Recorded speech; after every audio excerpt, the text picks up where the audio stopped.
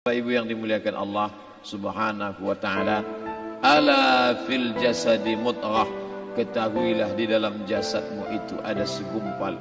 Idza saluhat, kalau dia baik, saluhal jasadu kulluh, yang lain ikut menjadi baik. Wa idza fasadat, kalau dia rusak, fasadal jasadu kulluh, yang lain ikut menjadi rusak. Di mana dia? Ala wahyal qalb, dia adalah hati. Maka yang pertama kali menghitam itu apa kata Allah?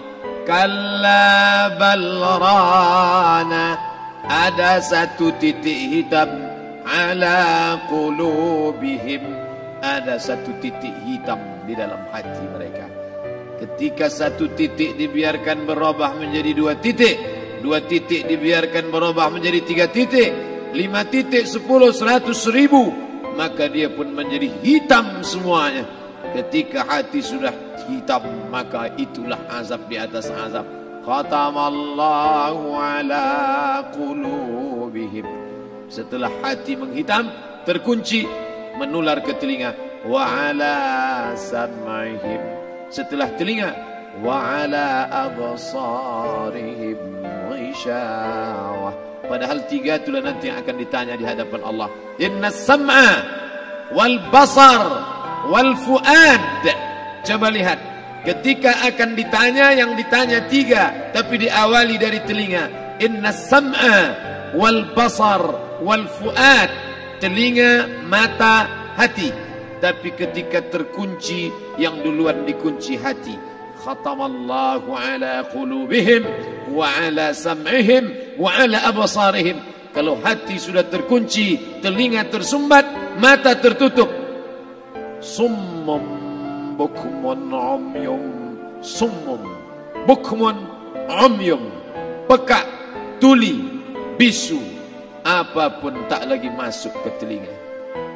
Malam ini kita menyadarkan diri kita, terlebih lagi yang berceramah, jangan kau hanya sampai menyampaikan ayat saja. Hai Abdul Samad, apakah kau yang bicara itu hatimu sudah hidup? Senantiasa merasakan diri, aku orang paling hina, aku orang paling kotor, ditempelkan kening ke lantai di tempat yang diinjak tapak kaki, mengatakan bahwa aku bukan siapa-siapa. Malam ini Kepala Kanwil BPN Provinsi, Kabupaten, saya tak bisa membedakan mana yang kabupaten, mana yang kota, mana pegawai tinggi, mana pegawai rendah. Semuanya rata sama. Andai dibuat acara ini di kantor, mungkin saya segan, sungkan melihat dari seragamnya, bajunya. Tapi malam ini semuanya sama. Andai tak disebut tadi Pak Kepala Kantor, Pak Kanwil, saya pun tak tahu mana Pak Kanwil, mana tidak. Fotonya ganteng pula aslinya lagi daripada foto. Artinya apa? Bahwa kalau sudah masuk ke dalam masjid, ketika engkau merasa dirimu tinggi di atas, kau bukan apa-apa, karena yang paling tinggi di badanmu pun kau tempelkan. Tapi saat kau jatuh, rendah, down, stres, kau jangan merasa rendah, karena kau tegak berdiri di hadapan Allah. Kau angkat 2 tangan, Allahu Akbar. Di dalam diri ini disebut dia dengan qalb. Kenapa disebut qalb? Orang Arab menyebut qalb qallaba, karena sifatnya berbolak-balik. Pada saat selesai salat, astaghfirullahalazim, tidak ada yang paling bersih, dia bersih. Tapi pada saat petang sore hari, yusbihu mu'minan, paginya putih, bersih, tak bernoda. Wa yumsi kafiran, petangnya hitam.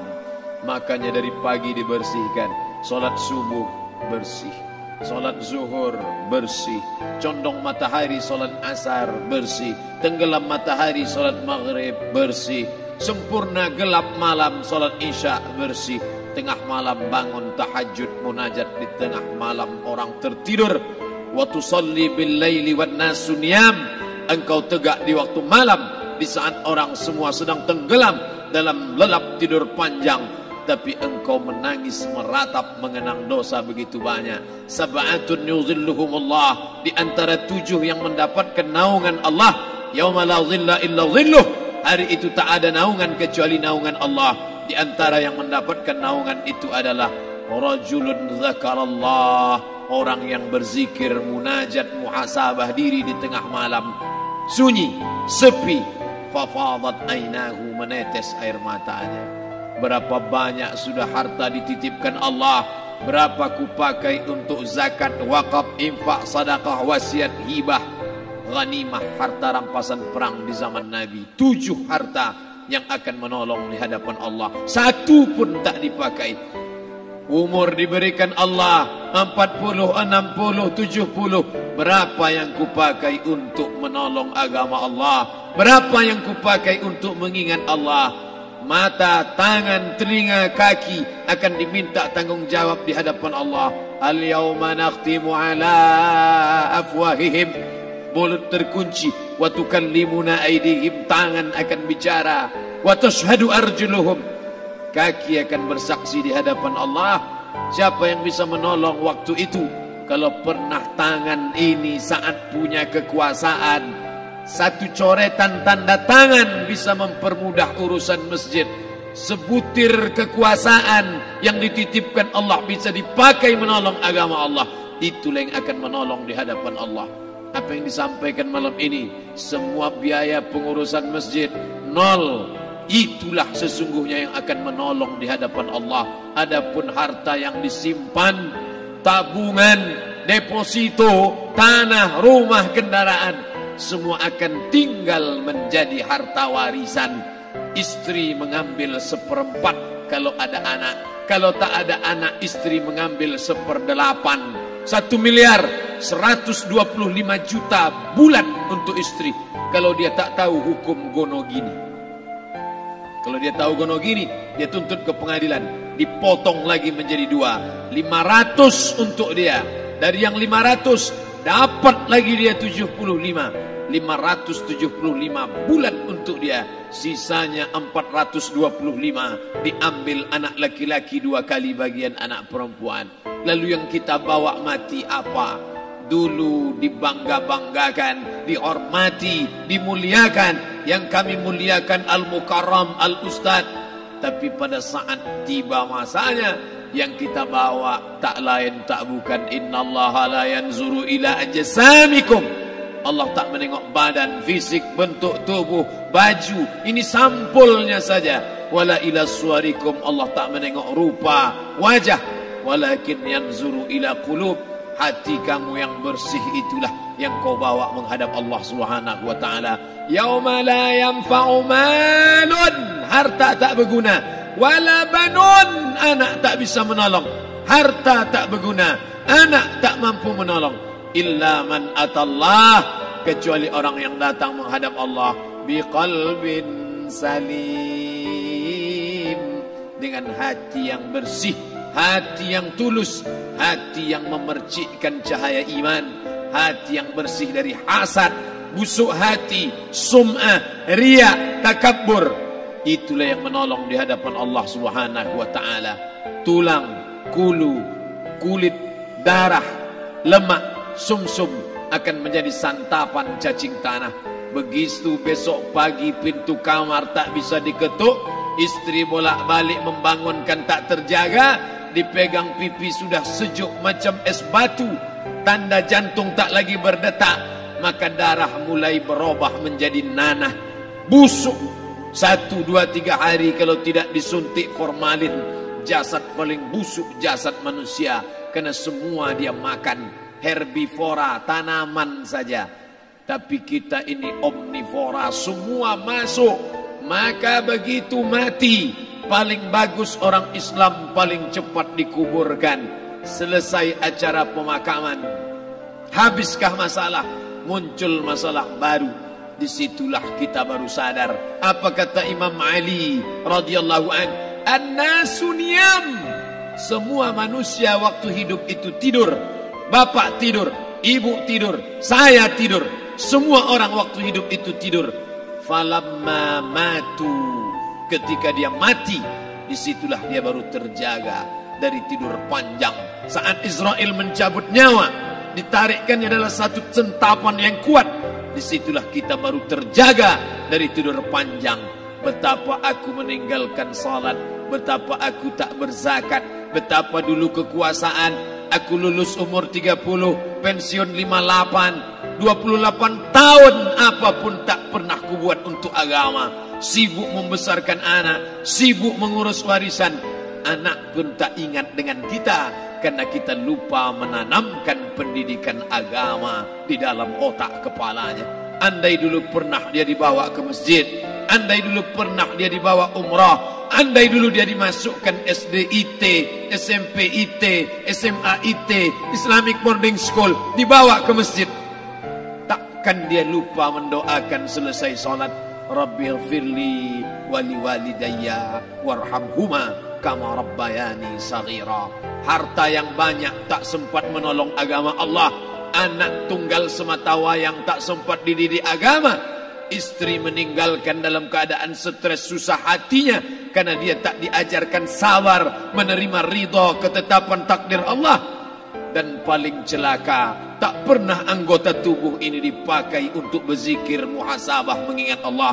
Tak pernah mata dipakai menengok Quran, kitab suci Allah. Tak pernah dipakai hati merenung sejenak, apa yang akan kubawa mati menghadap Allah Subhanahu wa ta'ala. Malam ini saya tak minta diajak ceramah tentang hukum zakat, hukum puasa. Saya tidak diajak tanya jawab apa hukum unjuk rasa besok tanggal 4. Yang ditanya adalah bagaimana kita merenung sejenak. Abdul Somad, engkau berhadapan dengan para pegawai Badan Pertanahan Nasional Provinsi Riau, berkumpul 12 kabupaten kota. Ini orang-orang ngurus tanah, dari dalam tanah naik ke atas tanah, ngurus tanah, ngurus tanah, ngurus tanah, masuk ke dalam tanah. Abdul Somad dari dalam tanah naik ke atas tanah, ceramah, masuk balik ke dalam tanah. Yang kau bawa apa? Baju koko tinggal, peci tinggal, pakaian kehormatan tinggal. Yang tentara belum pernah saya diundang. Ustadz besok datang takziah, bapak anu tentara meninggal, tahu-tahu kain kapannya loreng. Tak ada. Yang kau bawa kain tidak berjahit, disobek, kerak. Itu yang akan menyampul kulitmu, yang selama ini kau dimandikan, dibersihkan oleh ibumu dulu 60 tahun yang lalu. Sampai masanya kau lupa kapan kau dimandikan dulu. Sekarang ruh melihat, disebut dia ruh karena dia raha ya ruhu ruh, seperti aroma semerbak yang datang pergi hinggap. Ruh sampai masanya dia datang masuk ke dalam jasad. Ruh sampai masanya dia pergi meninggalkan jasad. Malam ini dimuliakan Al-Mukarram Haji Abdul Somad LCMA. Kenapa Abdul Somad ini dimuliakan? Karena ruh hinggap sejenak sebentar, sampai masanya besok pagi dia ruh keluar dari dalam tubuh ini. Anak yang katanya ayahku sayang, istri katanya kaulah abang, sampai masanya mereka tak lagi mau mendekat. Rumah itu saya yang buat, saya yang mengukurnya. Tapi begitu ruh sudah keluar dari badan, tidak satu pun semeter, sesenti, sejengkal, sehasta ada tempat di rumah itu untuk jenazah bernama jenazah Abdul Somad. Dulu orang bertanya, rumah Ustadz Somad di mana? Hari ini orang tidak lagi bertanya, tak lagi menyebut nama. Orang sudah mengatakan kuburnya mana. Dulu kalau dia masuk masjid, didatangi orang, disalami orang. Mahasiswa, anak-anak, remaja mencium tangannya sebagai tanda hormat. Tapi begitu diletakkan keranda, kita akan sholat jenazah nanti selepas sholat zuhur. Apa kata orang? Letakkan di tepi sana, letakkan di tepi sana. Tak satu pun mau mendekat. Letakkan dia di sana. Bahkan sebagian mengatakan jangan dalam masjid, letakkan dia di luar. Dia tidak disebut engkau yang mulia, tidak digunakan kata ganti orang langsung. Letakkan dia di sana. Bahkan sebagian tak lagi, padahal tempat paling mulia sebelah kanan, orang tak lagi mau di kanan, mulai dia menjauh ke kiri. Kenapa kau ke sana? Takut aku mimpi hantu nanti malam. Mana kawan, sahabat, andai tolan, anak menantu, teman sekantor, semuanya pergi meninggalkan. Yang tetap dibawa, kalau pernah kaki melangkah salat berjamaah di masjid, kalau pernah tangan mengusap kepala anak yatim, kalau pernah tangan mengucap subhanallah. Nanti di akhir tausiah kita akan berzikir, munajat, muhasabah diri, berdoa, mengenang apa yang akan kita bawa menghadap Allah Subhanahu wa taala. Datang malaikat membawa kain kafan dari cahaya, akan menyambut ruh yang mulia. Hadis riwayat Ahmad bin Ambal dalam kitab Al-Musnad. Turun malaikat berlomba-lomba membawa kain putih dari cahaya, menunggu ruh akan keluar. Ruh menetes seperti embun di ujung daun. Daun tidak bergoyang, ranting tidak patah. Ruh menetes pelan turun ke dalam kain kafan, dibawa malaikat ke pintu langit. Tak sabar mereka menyambut. Inikah dia yang selama ini berjamaah? Inikah yang dulu ketika dititipkan kekuasaan menolong agama Allah? Kam min masyhurin fil ardi walam yakun ma'rufan fis sama. Berapa banyak yang masyhur terkenal di bumi, malaikat tak mengenal dia. Ini roh siapa? Tapi ini bukan LCMA, dia bukan ustadz, dia bukan ulama, tapi imannya dalam. Kekuasaan dipakai menolong agama Allah. Ruhnya keluar di bawah. Semua malaikat mengucapkan salam. Inilah orang yang selama ini kami tunggu-tunggu. Catatannya sudah lama. Setiap pagi petang malaikat subuh membawa catatan namanya, malaikat malam membawa catatan namanya. Kami merindukannya. Begitu orang-orang yang masyhur di langit tapi tak dikenal makhluk bumi. Tapi ada sebaliknya, yang rohnya disentapkan, ditarik malaikat dengan begitu tarikan yang sangat kuat. Nabi bertanya saat Isra Mi'raj kepada mereka yang sudah mati ribuan tahun yang lalu, apa yang kalian rasakan? Yang satu mengatakan seperti tebasan pedang di tempat yang sama beratus kali. Yang satu mengatakan seperti kambing yang dikuliti hidup-hidup. Yang satu mengatakan seperti mata kail pancing ditarik dari kulit yang basah. Maka kita berdoa setiap selesai salat, Allahumma hawwin alaina, ringankan kami ya Allah, fi sakaratil maut, di saat sakaratul maut yang amat sangat menyakitkan itu. Dan mereka yang pergi tak pernah kembali, mereka yang mati tak pernah bercerita kecuali hanya kepada Sayyidina wa Maulana Muhammad sallallahu alaihi wasallam. Di saat malam pertama di tempat yang gelap, di tempat yang tak pernah diimpikan oleh orang, tapi kita tetap melewati dan merasakannya. Perlahan-lahan cacing tanah, ular-ulat kalajengking akan menggerogoti kulit yang selama ini dimandikan, selama ini dipakaikan sampo yang mahal, selama ini dioleskan pelembab yang lembut. Tapi ternyata sebelum roh keluar jasad, setelah keluar dia hanya akan menjadi santapan cacing tanah, hancur berkeping hari demi hari. Yang pertama kali membusuk adalah mata, karena dia berisi cairan. Cairan ini mengering, busuk dan berlubang. Lalu kemudian usus sebulan di dalam tanah, mulai dia menggelembung masuk angin dan dia meletus pecah. Cacing-cacing tanah mulai datang menggerogoti, memakan. Habis lemak, tulang, kulit, bulu, sumsum, darah, jantung, empedu, limpa, buah pinggang. Habis semuanya, tinggal tulang-tulang yang memutih, dimakan oleh tanah, ditelan oleh massa, sampai akhirnya Asi bin Wa'il membawa tulang yang kering itu kepada Nabi Muhammad, baginda Sayyidina wa Maulana Muhammad. Ya Muhammad, ayuhi rabbuka hadzal izam, sanggupkah Tuhanmu menghidupkan tulang yang kering ini? Nabi diam tak menjawab, sampai akhirnya datang Jibril alaihi salam membawakan wahyu. Qul, katakan kepada dia. Ayat ini dibaca malam Jumat. Bapak Ibu semua hafal, kita baca. Qul yuhyiha allazi ansha'aha awwala marrah wa huwa bikulli khalqin alim. Jangan lupa subscribe, like and share.